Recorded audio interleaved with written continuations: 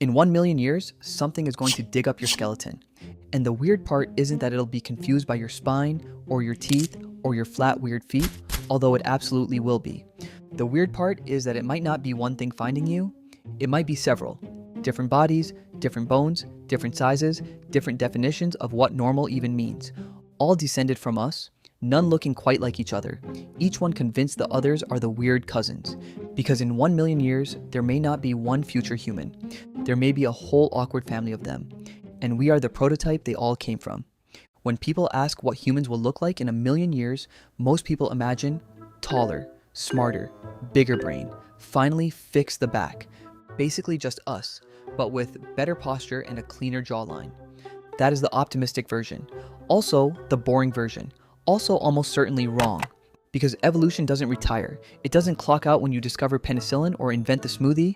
It is running right now, inside you, without your permission. And the edits are already showing up.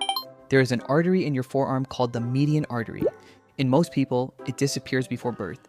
Your body builds it in the womb, looks at it, decides we don't need this, and deletes it. Except more and more people are keeping it.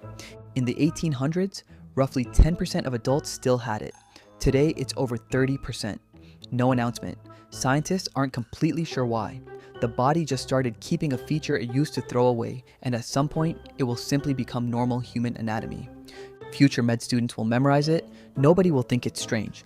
But if extra plumbing in your arm is weird, open your mouth.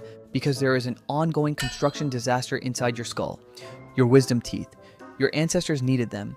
Big jaws, rough food, roots, raw meat, ancient nightmare snacks with zero preparation. Then we discovered fire, cooking, soup, forks, and at some point, whatever a protein smoothie is actually supposed to be. Our jaws shrank. Our teeth did not get the memo. They kept showing up like that one cousin who didn't hear the party was canceled. Walks in anyway, no room, someone has to leave. That someone is 4 of your teeth, which you paid money to have surgically removed from your own skull. But a surprisingly large number of people are now born missing at least one wisdom tooth. Some are born without all 4. Evolution is finally deleting the file. Only took a few thousand years. Incredibly nimble. But here's the part nobody wants to say out loud. Future humans may not be stronger than us. They may be more fragile.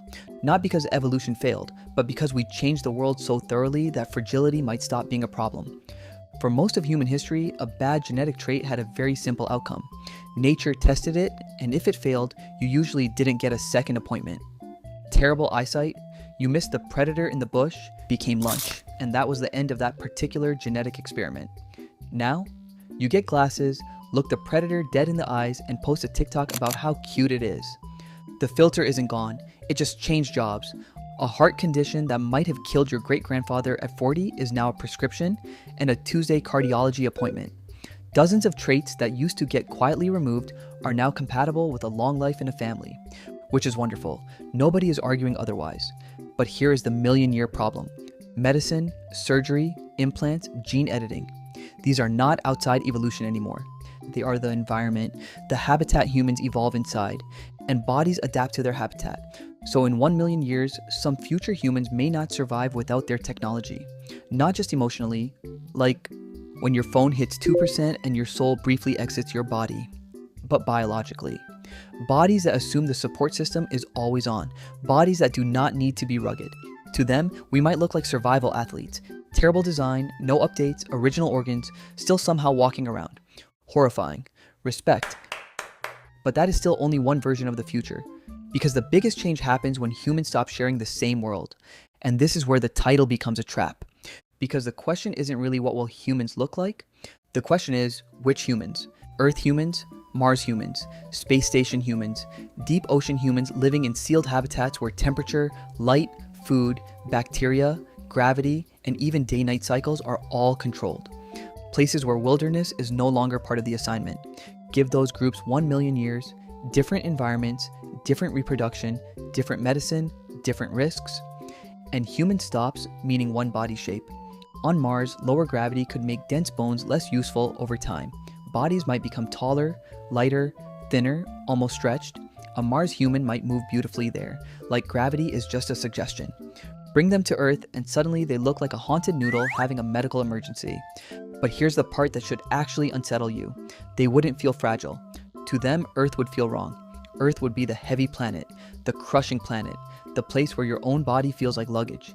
We would be the extreme environment. In deep ocean habitats, it might go the opposite direction.